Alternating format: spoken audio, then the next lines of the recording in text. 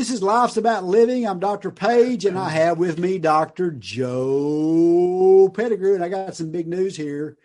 You know, Joe is he's a Texas transplant. He wasn't from Texas, but he got here as soon as he could.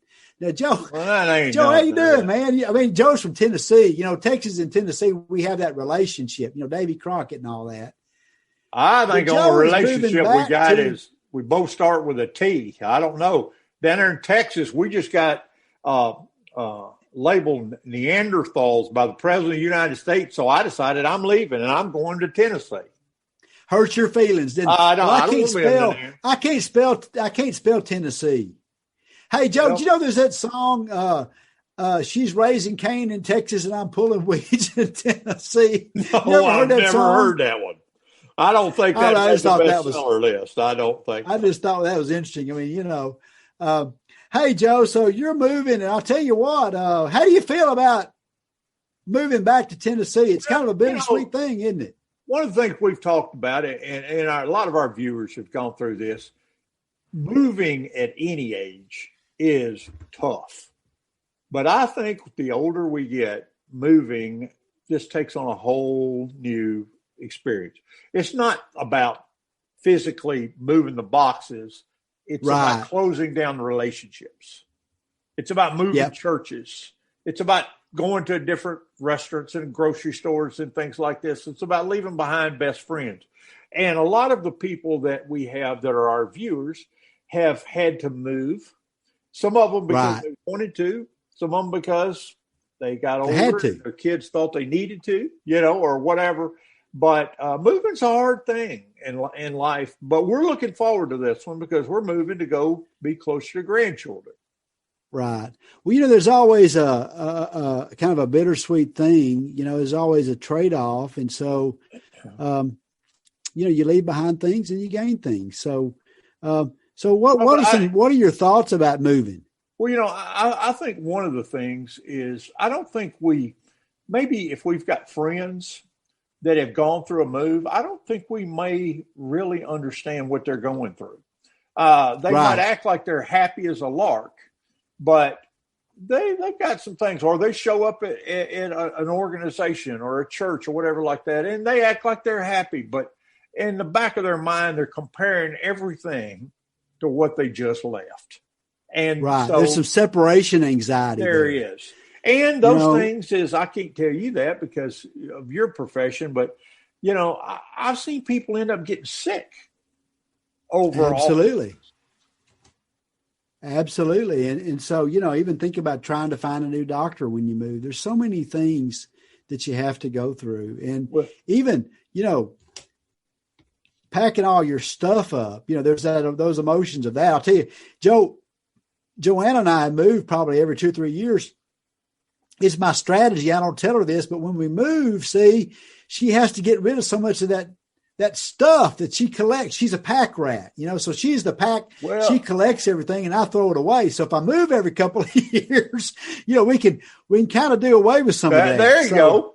Well, let me tell you, last time we moved, we had a moving company move. And, you know, that's where they come in and they pack up everything and stick all this little paper in it. So it weighs more. They get paid based on weight. But anyway, never mind. Oh, really? We were upstairs the other day getting ready to move, and we found boxes that we didn't open when we moved here 5 years ago. So I was going through those boxes, and I pulled out a couple of things I pulled out a couple of pair of underwear. You're kidding. You know, I started looking, and it was in this white little wicker basket. They had come into our house in Tennessee and loaded up the dirty clothes basket, put paper in it, put it in a box, shipped it down here, and we didn't miss it for 5 years. So So you had dirty clothes packed for 5 years. That beats everything I've ever seen. Well, I do think it is a good time to purge. It's a good time. But, you know, it's another thing, too. When you go through those boxes and you see the picture that your little boy did when he's in the first grade, and you find this little thing that your girl made when she went off to church camp. I mean, you just start finding all stuff you ain't never going to get rid of. But at the same time, every time. And so if it takes a move to see all that, then everybody ought to move every once in a while. because it's right. Yeah, there is those memories. And don't you think that's what it is? I mean, life is really about memories. yes. It's making memories and remembering things. And, of course, life never stays the same. That's the challenge. We've learned that from last year and the COVID pandemic and We have. man, all the crazy stuff. But we got a lot of people that are stuck right now. They really are. They're in a rut. They're stuck. They've got grandchildren that live somewhere else, and they'd like to go move there, but they're just a little afraid to do it, or they want to. They're afraid. They're a little afraid to do it. And my thing is, we only have one life on this earth, and we're supposed to live it to the fullest. Life's about living. And so, the way I'm approaching this is I'm going to a place that I'm going to be happier. I'm going to have more fun. I'm going to have better health. I'm going to meet more people.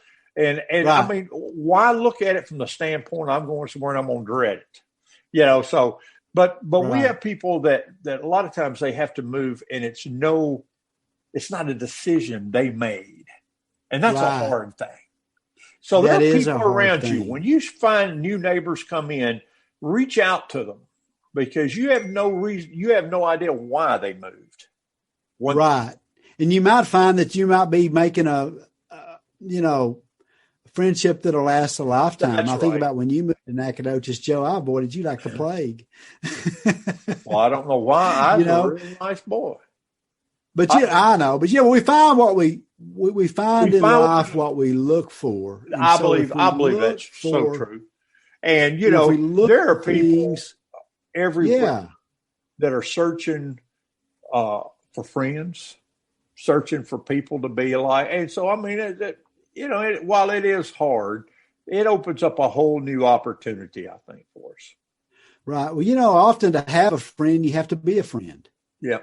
No, that's true. That's the first step. And so often we're waiting for somebody to approach us. And I just want to encourage folks, if you're going through a move, on both sides, be friendly. You just, you never know. And no, you absolutely don't.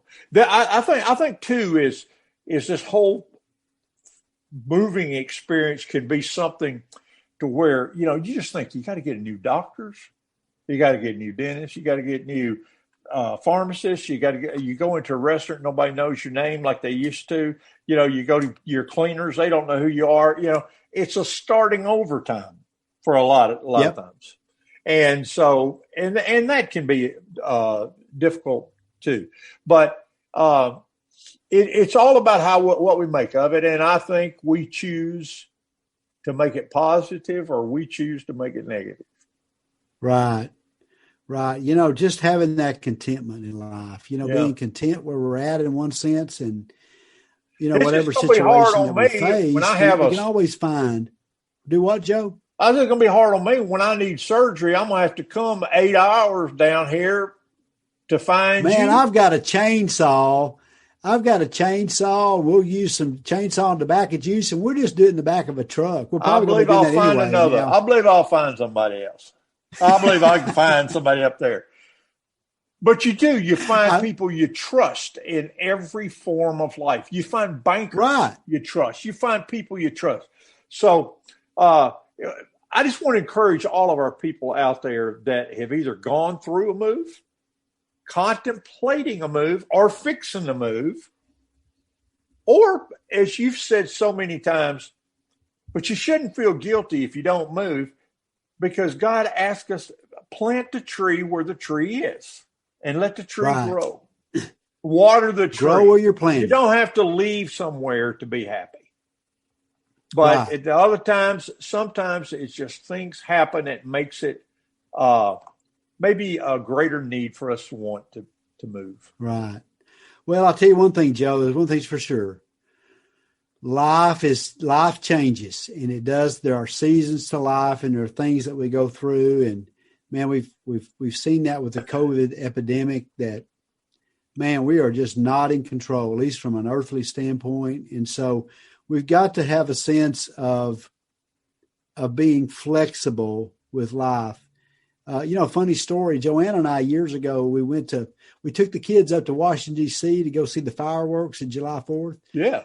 Well, what we didn't realize is that about 100,000 other people had the same idea. Yeah, that's right. Man, we couldn't see anything. We had everything planned out. It was so frustrating because we were so fixated on this is what we were going to do. We were going to do this at this time. And then there were crowds, and it was crazy.